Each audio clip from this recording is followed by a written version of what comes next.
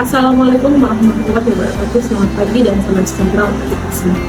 Perkenalkan, nama saya Nasir Nawafiyah SKPNPro. Saya salah satu dosen di program studi ilmu keperawatan dan Fakultas Kesehatan Pusada dengan NIDN 122944991 dengan penuh rasa tanggung jawab dan komitmen terhadap pengembangan pendidikan tinggi di Indonesia. Izinkan saya menyampaikan pernyataan diri dosen atau PDD dalam rangka untuk kerja perguruan tinggi atau UKPT pada bidang pengajaran. Video ini dibuat sebagai bagian dari proses sertifikasi dosen gelombang 1 yang diselenggarakan oleh Kementerian Pendidikan Tinggi Sains dan Teknologi atau Kemendikti-Saintek tahun 2025. Pada kesempatan kali ini saya akan memaparkan salah satu mata kuliah yang saya ampuh. Yang saya ampuh adalah mata kuliah keperawatan keluarga. Outline presentasi pada kesempatan kali ini adalah yang pertama, deskripsi mata kuliah, capaian pembelajaran mata kuliah atau CPMK, materi pembelajaran, sistem pembelajaran atau model perkuliahan, metode pembelajaran, dan sistem penilaian. Mata kuliah ini berada di semester 5 dan mata kuliah ini dengan kode mata kuliah adalah KEP 1529. Bobot SKS pada mata kuliah ini adalah 4 SKS bebannya. Deskripsi mata kuliah ini mata kuliah keperawatan keluarga, dia membahas tentang konsep keluarga, kesehatan keluarga, konsep keluarga sejahtera, asuhan keperawatan keluarga pada tiap tahapan perkembangan keluarga yang meliputi pasangan, keluarga yang baru menikah, keluarga yang menantikan kelahiran anak, keluarga dengan balita, keluarga dewasa, dan keluarga masalah-masalah yang terkait dengan kesehatan keluarga yang lazim di Indonesia. Capaian pembelajaran mata kuliah atau CPMK pada keperawatan keluarga ini, yang pertama adalah menjelaskan konsep keperawatan keluarga yang terkait dengan penerapan pada asuhan keperawatan keluarga. Yang kedua, melengkapi data kasus tersebut yang menggunakan format pengkajian keluarga yang sudah sesuai. Yang ketiga, mengelompokkan data adaptif dan maladaptif yang mendukung untuk merumuskan masalah keperawatan menggunakan format analisa data. Yang keempat, menegakkan diagnosa keperawatan keluarga yang sesuai muncul pada saat pengkajian. Yang kelima, merumuskan dan menentukan prioritas diagnosa keperawatan keluarga menggunakan format prioritas yang sesuai. Yang keenam, menyusun tujuan tindakan keperawatan untuk menyelesaikan masalah yang sesuai dengan diagnosa keperawatan keluarga. Yang ketujuh, menyusun rencana tindakan keperawatan yang sesuai dengan tujuan tersebut menggunakan format yang tidak sesuai. Yang kedelapan, memodifikasi rencana tindakan keperawatan keluarga. Dan yang terakhir, menghubungkan dampak isu tersebut pada perkembangan keperawatan keluarga. Yang berikutnya adalah materi pembelajaran yang dicapai pada mata kuliah keperawatan keluarga ini. Yang pertama adalah konsep penangkap keluarga, konsep keluarga sejahtera, konsep keperawatan keluarga, ruang lingkup keperawatan keluarga, tren dan isu keperawatan keluarga, asuhan keperawatan keluarga sesuai kebutuhan tumbuh kembang, asuhan keperawatan keluarga dengan masalah kesehatan yang lazim di Indonesia. Kedelapan, konsep asuhan keperawatan keluarga yang sebenarnya menjelaskan format pengkajian keperawatan keluarga mulai dari pengkajian, pengelompokan data, penentuan diagnosa keperawatan keluarga, perumusan diagnosa keperawatan keluarga, perhitungan dan penentuan scoring keluarga, penyusun intervensi, strategi dan implementasi evaluasi dokumentasi keperawatan keluarga. Yang ke-10 adalah menyusun asuhan keperawatan keluarga dengan masalah sesuai dan tahapan-tahapan perkembangan keluarga dengan masalah kesehatan pada daerah pesisir. Metode dalam pembelajaran keperawatan keluarga yaitu ada lecture, kolaboratif, learning, discussion, case study, dan PJBL atau project concept. Nah, sistem pembelajarannya ada dua fungsi yang kita pakai. Yang pertama, luring itu di dalam kelas, dan yang daring itu kita menggunakan Zoom atau Classroom. Yang berikutnya adalah sistem penilaian. Sistem penilaian di sini diskusi seminar itu nilainya 10%, ujian tengah semester itu 20%, ujian akhir semester 20%, penugasan individu 15%, partisipasi dan sikap adalah 15%, dan praktikum 20%. dan kita lanjut ke video pembelajaran. Baik, Assalamualaikum warahmatullahi wabarakatuh. Selamat pagi. Ya, hari ini ya kita akan bertemu yang kedua kalinya setelah kemarin menjelaskan silabus. Ya, nah sebelum kita masuk ke materi yang pertama dari saya, sebaiknya teman-teman berdoa menurut agama dan kepercayaan teman-teman. Berdoa mulai.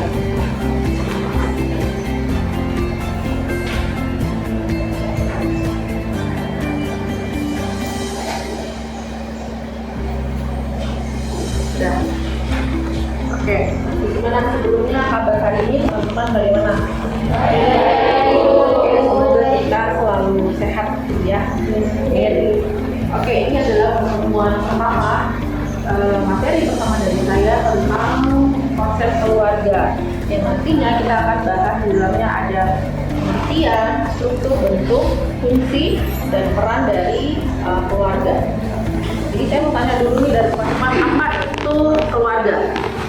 Apa yang dimaksud dengan keluarga? Yang sepemahaman teman-teman saja. Apa? Teman-teman sudah masuk, teman-teman dikatakan keluarga, ini teman-teman keluarga bukan di rumah. Ada mama, ada bapak, pasti yang di rumah. Ya ada, ya. Jadi dalam keluarga yang dimana dalam tinggal satu rumah ini disebut dengan keluarga. Yang di dalamnya ada ayah, ibu, dan anak. Yang itu namanya keluarga inti. Ya, oke. Jadi keluarga di sini berasal dari bahasa Sanskerta, kula dan warga. Kula warga, ya, yang berarti anggota dan kelompok kerabat. Jadi keluarga adalah lingkungan di mana beberapa orang yang masih memiliki hubungan darah dan bersatu. Ya. Oke, menurut Burgess, keluarga terdiri dari orang yang disatukan oleh ikatan perkawinan, darah dan adopsi. Jadi yang tinggal dalam satu keluarga bukan hanya yang ibu, anak, dan ayah, tidak, tapi ada orang tua dari ibu, misalnya kakek, nenek, ya kan, saudara, sepupu, atau anak angkat. Itu disebut dengan keluarga, tinggal dalam satu rumah. Oke.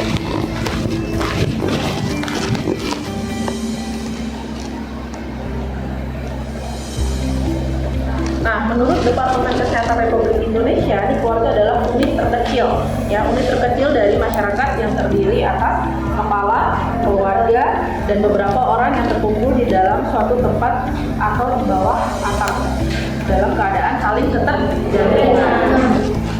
Oke. Nah, 5 hal penting dalam konsep keluarga. Ini yang pertama, keluarga merupakan satu unit yang unik, ya, satu sistem yang unik. Unit. Anggota keluarga dapat berhubungan atau tidak berhubungan, ya, yang dapat tinggal bersama atau terpisah. Yang ketiga, keluarga mungkin memiliki anak atau tanpa ingin memiliki anak, tergantung keluarga, tergantung pasangan ingin memiliki anak atau tidak ingin memiliki anak. Ya, jadi kalau teman-teman sudah nanti kerja, ingin menikah dengan pasangannya, komitmennya seperti apa? Ingin punya anak atau tidak ingin punya anak? Itu ya tergantung dari teman-teman. Bebas.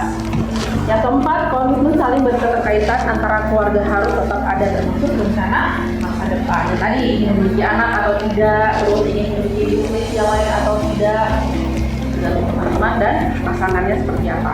Nah, yang terakhir, fungsi keluarga dalam memberikan perawatan meliputi perhatian, ya, memberikan nutrisi atau makanan yang sehat, perlindungan, dan sosialisasi masing-masing anggota keluarga. Nah, ini adalah fungsi keluarga. Yang pertama adalah fungsi afektif. Yang kedua, fungsi sosialisasi. Yang ketiga, fungsi reproduksi. Yang keempat, fungsi perawatan dan fungsi ekonomi. Tadi menurut Friedman, sekarang menurut Allender, fungsi keluarga yang pertama adalah affection, itu memberikan kasih sayang. Dia sama dengan fungsi afektif, sama memberikan perhatian, memberikan caring kepada keluarga, ya. dan penerimaan. Jadi keluarga mampu melindungi keluarga ya dalam hal apapun, memberikan rumah atau tempat tinggal ya, memberikan lingkungan yang aman dan nyaman yang bersih kepada keluarga, gitu ya, harus safety atau apa? Perlindungan. Terus yang kedua adalah identitas dan memuaskan. Yang keempat, ini ada afiliasi dan pertemanan, terus sosialisasi dan kontrol. Adapun fungsi-fungsi keluarga ini struktur afiliasi. Ini masing-masing keluarga mempunyai hak yang sama. Ya, masing-masing keluarga mempunyai hak yang sama untuk menyampaikan pendapat. Jadi kalau ada masalah dalam keluarga teman-teman, teman-teman boleh menyampaikan pendapat teman-teman. Misalnya teman-teman ingin bekerja di suatu perusahaan, tetapi orang tua teman-teman mau bekerja di rumah sakit misalnya atau di puskesmas misalnya. Jadi teman-teman berhak memberikan pendapat masukan kepada keluarga. Yang kedua, struktur yang sangat menerima toleransi struktur. Yang ketiga, struktur terbuka dengan anggota terbuka ini dorong kejujuran kebenaran. Jadi kalau mau keluar rumah harus izin ya, tidak boleh tidak jujur gitu ya. Jadi harus jujur. Kalau mau pacaran ya silakan, bilang aja kita mau pacaran dulu, boleh, bebas ya. Struktur yang satu suka melawan dan tergantung pada peraturan. Ini ada nggak di sini? Ada ya, melawan? Tidak ada. Ada pasti. Struktur bebas, ini tidak adanya peraturan yang memaksakan, tergantung keluarganya, culture, budaya teman-teman seperti apa jadi teman-teman ya. Oke, struktur keluarga adalah bagaimana keluarga mampu memenuhi fungsi-fungsi keluarga. Hal ini sangat penting untuk memudahkan pencapaian fungsi-fungsi keluarga. Nah, selain itu, fungsi keluarga dapat diperluas dan dipersempit tergantung dari kemampuan keluarga tersebut merespon pressure yang ada dalam keluarga. Nah, ini adalah struktur keluarga menurut John. Jadi ada perbedaan, ada norma keluarga, tradisi keluarga, dan alternatif keluarga non tradisional. Tradisional keluarga. Jadi kalau tradisi keluarga misalnya perkawinan sah, kalau di non tradisional ini ada dia tidak menikah atau dia single. Ya, perbedaannya itu. Kalau single ini hidup bersama tanpa menikah. Ya. Kalau keluarga tradisional dia perkawinannya sah. Artinya tercatat di yang menikah, tercatat di akte agama. Kalau dia perkawinan tradisional berarti dia tidak menikah, tapi dia bisa tinggal sama dengan Islam. Itu keluarga non tradisional. Yang berikutnya menikah sekali saja. Kalau di non tradisional dia menikah kembali atau nikah lagi. Dia menikah berkali-kali. Kalau orang mungkin teman-teman punya keluarga ada yang nikah berkali-kali, berarti dia masuk keluarga non tradisional. Nikah berkali-kali, nikahnya bukan hanya satu kali tapi beberapa kali sudah menikah. Terus pernikahan beda jenis kelamin. Kalau di keluarga tradisional perempuan sama laki-laki. Kalau di non tradisional berarti nikah sama jenis. Perempuan sama perempuan, laki-laki sama laki-laki. Ya. Terus ada rumah tangga dengan 2 orang dewasa. Kalau di non tradisional perkawinan yang berbeda keyakinan, nah, beda agama ya kan, ya tinggal dalam satu rumah. Perkawinan yang beda ras, namanya culture-nya berbeda. Perkawinan yang berbeda kelas. Terus ya kalau di perkawinan tradisional mempunyai anak. Kalau di non tradisional secara sukarela tidak ingin punya anak pun. Ya, biasanya bareng-bareng banyak. Terus nah kalau di tradisional laki-laki sebagai pencari nafkah yang menyedia kebutuhan keluarga. Kalau di non tradisional ini perempuan sebagai pencari nafkah dan menyedia kebutuhan keluarga. Terus suami dan istri bekerja di luar kota dan pulangnya dalam periode waktu tertentu. Itu sudah masuk dalam keluarga tradisional. Oke. Nah, ini adalah bentuk-bentuk keluarga. Yang pertama ada keluarga tradisional, ada keluarga inti, keluarga dengan orang tua tunggal, keluarga besar, 3 generasi. Biasanya 4 generasi teman-teman sudah buat asap kan ya? ada genogram. Genogram berapa generasi? Maksimalnya berapa? 3. Ya, 3 generasi ya, dari orang tua, terus orang tua sebelum dari orang tua bapak, karena bapak saya ada 3 bapak lagi. Nanti saya di generasi ketiga adalah pasien. Ya, paham. Terus bujangan dewasa yang tinggal sendiri, pasangan usia pertengahan atau lansia, terus yang terakhir ada jaringan keluarga besar atau extended family.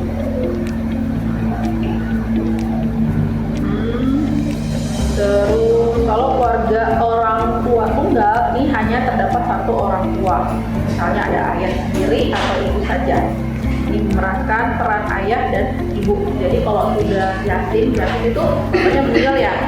Jadi ibu itu berperan sebagai suami, sebagai kepala rumah tangga, sebagai kepala keluarga ya, yang mencari nafkah, yang memenuhi kebutuhan keluarga.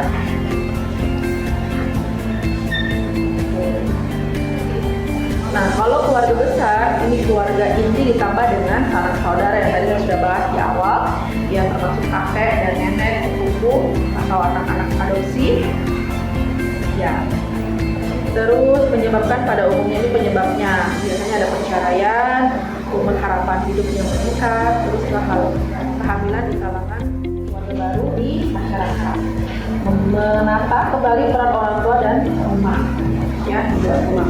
Terus keluarga usia pertengahan, pertahankan kesehatan individu dan pasangan, mempertahankan hubungan yang serasi dan memuaskan dengan anak-anak dan teman sebaya, meningkatkan keakraban.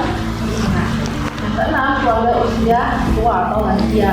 Nah, perannya juga dari sini adalah mempertahankan suasana kehidupan rumah tangga yang saling menyenangkan pasangan.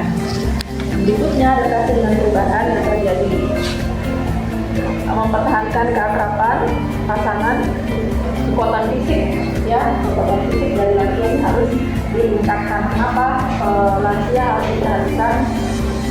disarankan untuk olahraga, walaupun olahraganya hanya ringan-ringan saja. Belum ada dengerin di rumah. Apa yang dilakukan di rumah? Dengerin di apa di rumah? Apakah orang tua kalian menyuruh untuk jalan pagi? Apakah disuruh untuk makan makanan yang sehat? Ya. Itu salah satu juga dari perkembangan keluarga. Ya, kayak gitu. Nah, peran keluarga ya tadi ya, peran ayah sebagai kepala rumah tangga, sebagai suami, nah peran ibu sebagai istri, sebagai ibu yang urus suami dan anak, dan peran anak sebagai anak. Nah, ini adalah peran perawat keluarga. Jadi ada 10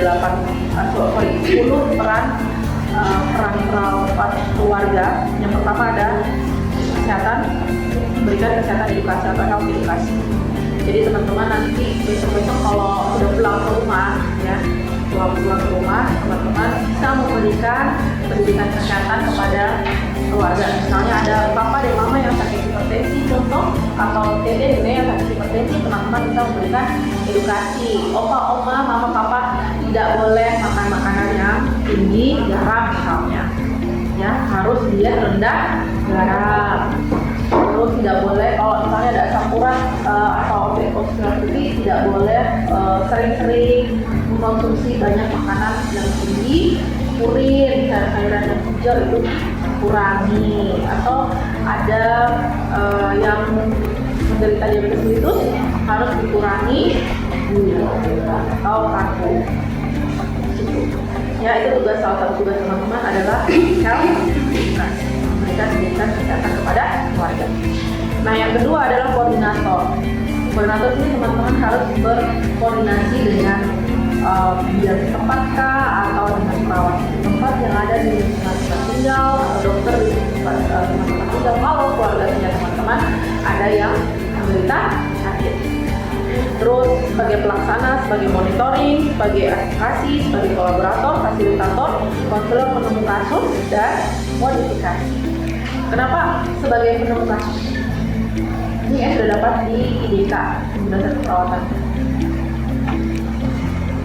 Kenapa sebagai sebagai penemu kasus ya, karena teman-teman nanti besok-besok bisa sebagai peneliti ya kan. Kalau ada kasus baru teman-teman harus mengetahui penyebabnya apa ya kan, dari mana sumbernya ya, bukan itu ya kan.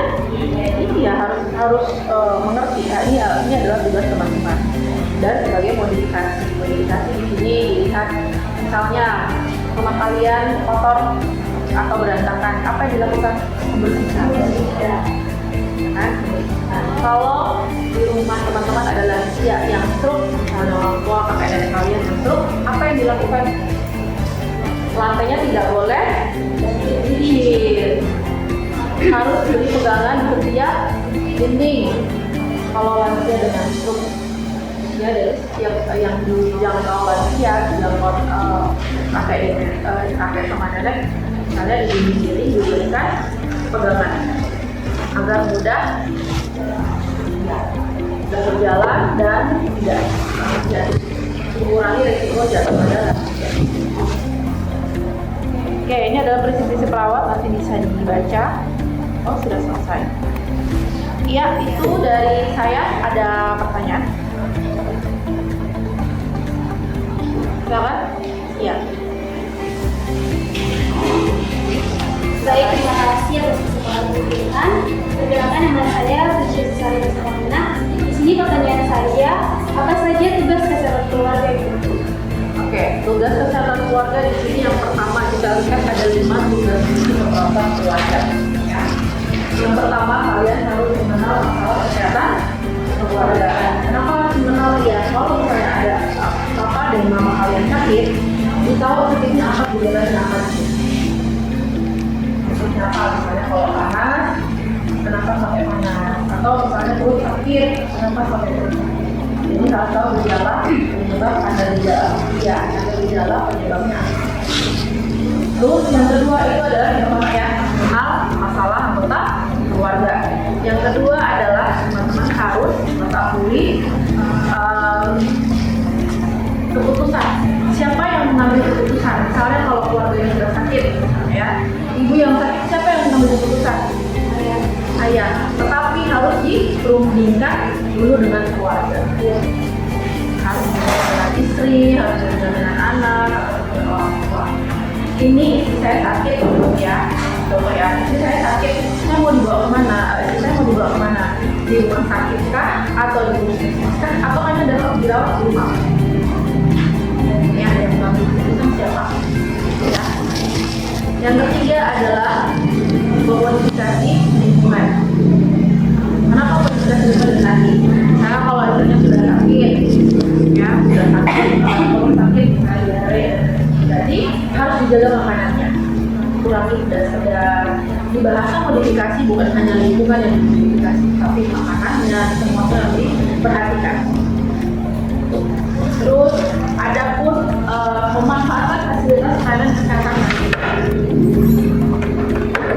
Memanfaatkan fasilitas layanan kesehatan. Kalau sudah tahu sakit berarti harus segera dibawa ke pelayanan kesehatan, masker, puskesmas, atau ke rumah sakit, atau hanya membeli obat. Yang jelas keluarga harus mampu memberikan memanfaatkan fasilitas layanan kesehatan, baik itu hanya di obat diabetes saja kan, atau hanya di puskesmas saja kan. Jadi dia sudah tahu nih penyebabnya ini, apa yang harus dilakukan, ya. Terus yang kelima ya, yang kelima adalah kalian harus mampu merawat anggota keluarga ya.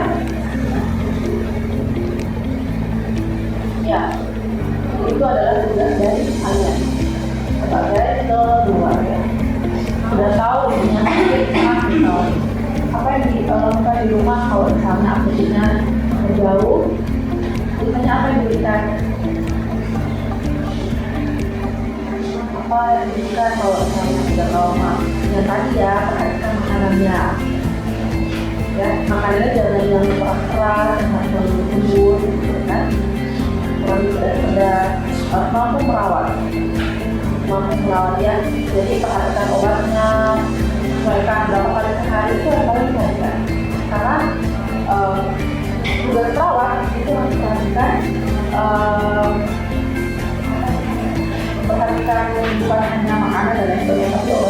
di rumah sakit, pemberian obat sesuai. Jadi pada saat pulang itu sudah waktunya obat-obat itu tidak boleh dilewatkan. Obatnya harus selesai. Karena kalau tidak selesai ada obat yang dia resistensi. Nah, dia akan kebal dengan obat yang tadi sudah tidak dialihkan. Dia lari ke dosis yang lebih tinggi lagi. Itu namanya resistensi obat. Jadi kalau pemberian obat sesuai harus dengan waktu. Ya, oke.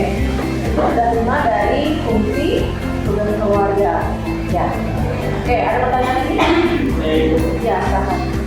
Ini saya masih kurang paham sebenarnya apa sih yang dimaksud dengan fungsi efektif itu. Oke, fungsi afektif itu adalah fungsi di mana dalam satu rumah, ya, dalam satu rumah, jadi keluarga itu harus memberikan perlindungan. Keluarga harus memberikan rasa aman, rasa nyaman, kebahagiaan pada keluarga.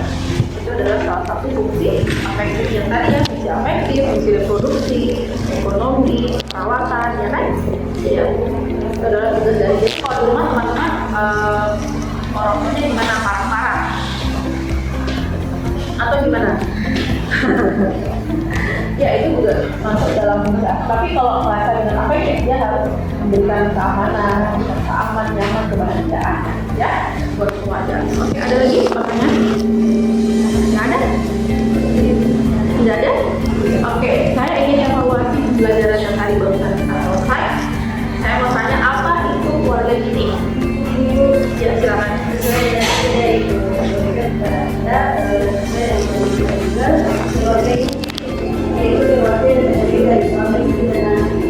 Oke, tepuk tangan.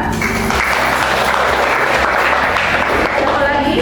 Sorry, saya mau tanya berikutnya apa saja fungsi dari sebutkan fungsi keluarga.